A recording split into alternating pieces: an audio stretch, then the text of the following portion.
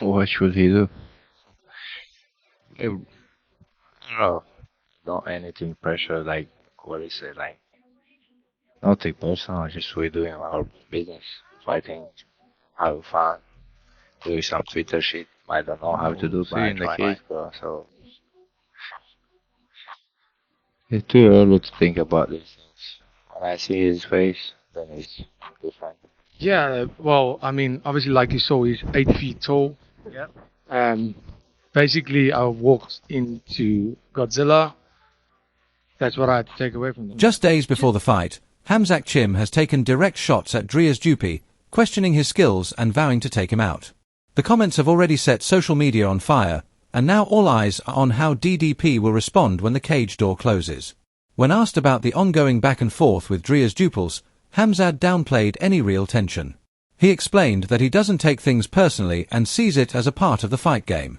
According to him, it's all about competing, having fun, and occasionally engaging on social media, even if he admits he's not entirely sure how to do it. Bring some of his Twitter shit with him and says some stuff to you. Will that piss you off, or do you just still think, it's just talking? What did you say? If Dricus comes tomorrow at the press conference and says things, calls you words and stuff like that, does that stuff bother you anymore, or do you just think, it's just talk? All the fighters talk, but nothing is gonna change. Everyone has to fight in the cage anyway, So, even Hamzat was asked to predict how the fight might unfold. He avoided giving any clear breakdown, saying it's too soon to think about specifics. For him, the real moment of truth will come once they're face to face in the octagon, where emotions and instincts could shift everything in an instant. I don't know, we'll see in the cage, so it's too early to think about these things. When I see his face, then it's different. Furthermore, when the conversation turned to trash talk, Hamzat made it clear he isn't interested in the verbal exchanges. He stressed that works don't decide outcomes and every fighter still has to prove themselves in the cage. His focus remains on showing up, delivering his performance and leaving with both the win and his paycheck. All the fighters talk, just talk, but nothing is gonna change. Everyone has to fight in the cage anyway, so whatever he says, I don't care about. So I come here and to beat him up and take my money and go away. On the other side, speaking about his recent interaction with Hamzat Chimaev, Dricus Du Plessis noted there was mutual respect between them. He explained that when an opponent is respectful, he responds the same way. DDP also addressed past doubts about whether Hamzat would make it to the fight, adding that the real excitement comes from seeing two of the world's best finally share the cage. Yeah, it was super respectful, and like I always said, if my opponent is respectful, I'll be respectful before the fight, and it looks like there won't be any antics unless something changes. But yeah, it was great. I mean, it's good to see that my opponent's healthy. All the questions, is he going to show up? It never bothered me, but I know it was a question for everyone. And the fact, it's not only the fact that I prepared for him and now I'm fighting somebody else. That doesn't bother me. I'm a complete fighter. I think it's the hype of this fight. People want to see the two best fighters in the world go at it. And that's why this fight is so big, because surely, in a lot of times, it's just not possible to get the two best guys right now because one is injured. And sometimes the two best guys in the world don't want to fight each other. Building on that, when discussing strategy for facing Hamzat Chimaev, Du Plessis pointed out the mistake many opponents make by focusing too much on defending the takedown. He believes that playing too cautiously only gives Hamza the advantage. Instead, DDB plans to bring the fight to him, embracing the wrestling exchanges and aiming to match Sharma's pressure with his offensive approach. At the end of the day, you can go out there, and a lot of guys have made this mistake fighting him, going in and saying, I need to watch out for that. He's going to shoot. I need to be ready. I have to watch out. And then they don't do anything until he does shoot and gets them down anyway. You have to go out there and fight. And did you train? I understand that he's really good at wrestling and he's really good on the ground, but I mean that is the game, I guess, right? It's almost, if you're fighting Israel Adesanya, are you gonna start on your bum and try to butt scoot? No, you're gonna have to fight him. That is how it is, and that's truly how I feel about this fight. Yes, he is gonna shoot, and yes, he is probably gonna take me down, but I'm gonna shoot too, and I'm probably looking ahead to the pace of the fight. Du Plessis said he's ready for a grueling battle. He noted that Hamza didn't adjust his style in the past 5-round bouts, which suggests he might approach this one the same way. Confident in his conditioning, DDP welcomes a fast, relentless pace from start to finish, eager to see who can maintain it the longest. I guess so. I mean, I'm going out there to fight the way and see what happens. He didn't change his game plan with Robert Whittaker because it was a 5-rounder. So that kind of gives you the sense that he's not going to think about the 5-round where he should be. 5 rounds is a long time, and I am not scared to get into that dark place. We've seen that. If we go full speed, I can fight tired all day, and I've done that many times. So let's go for it. Let's get it from the first bell to the last. Let's go full speed and see who quits.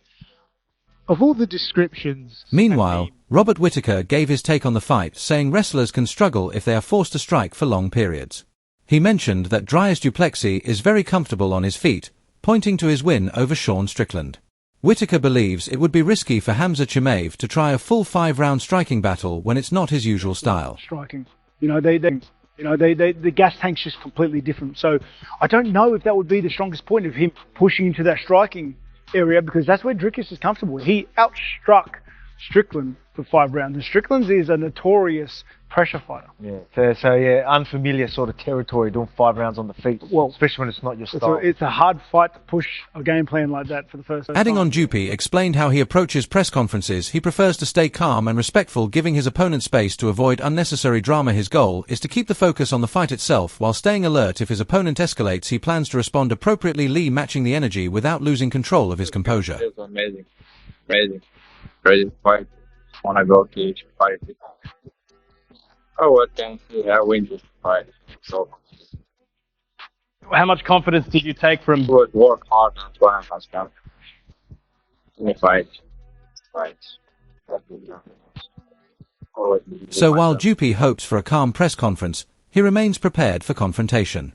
He emphasized that he will meet any energy thrown at him and handle strategically. Past experiences have taught him to stay ready and focused, making sure that press drama does not distract from his main objective. So what's your game plan? What's your game plan? We thinking? Well, everybody's more excited about the pressure. I have to say, you know I do it.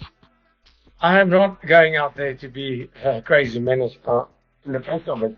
I do give you the opportunity to get away from it unscathed. And with a guy like Hamzat, it seems like he has turned a new page in his life. So maybe it will be all respectful and it will be about the fight and not there. But I mean, he's going to come at me. I'll be ready. Moving on, Kale Sen discussed how fighters use trash talk in mind games. He said, many people overestimate the effect of these tactics. While opponents may try to get inside someone's head, top-level fighters are trained to stay focused and rarely lose composure. Sonnen wanted to clarify that talking is different from actually affecting performance inside the cage. I'll match the energy, like always. I'm chilled until you're not. That is true. A lot of people say you sort of go after everyone at the presses, but they all start it, Dricus. Yeah, I've never going at you first. 100%. Strickland, the presser where things went haywire he was really a respectful one until he, came and said some stuff, and I was like, let's do it this way. And the same with Adesanya. For me, it's, maybe this one can be chilled, but if not, I'm ready for it. I don't know what I'm going to say. I'll figure it out. We'll figure it out. So I guess that was definitely 100% that it had an influence on what I said then. Because it was in my mind. So, the dog line was, I didn't prepare for it because I had to write for the right moment was he talks about the underdogs. Yeah. He was the underdog. So it had to be, because having this information, a lot of people are like, oh, I'm studying these guys. I'm not studying, I'm just observing. And you have to bring out random insults. That makes no sense. It's not funny. Because I'm not there to play a mad dog game at the press conference. I'm there to, it's funny, it's nothing personal for me, it's just, taking the piss, that's what it is. So the moment was just perfect, but I definitely played a role. Nice. Finally, Sen questioned assumptions about Hamzakim's striking claims. He pointed out that just declaring himself a great striker doesn't prove ability. Observers should look at evidence and past performance rather than overanalyzing statements. He emphasized that success in striking depends on skills and strategy, not in declarations made in press conferences. I know you got one shoulder where you go, he's false advertising. Throwing him off. He's playing head games. I understand that. But you are very wrong that top fighters often play head games. I mean, you're just very wrong on that. I know that belief is out there. I know when you meet a guy that talks trash, he's trying to get in his head. And it's a fun thing to say, but I'm a little surprised you do say it. Has anybody ever gotten in somebody else's head, or even tried?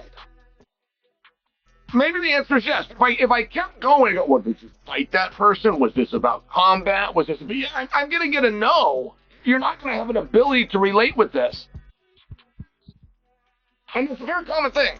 I will see people in our sport make an assignment of guilt or of responsibility onto a fighter as though the fighter isn't a regular person. Maybe because they're on TV, or maybe because they're really good at their craft, and I'm only sharing with you. It's this very strange concept.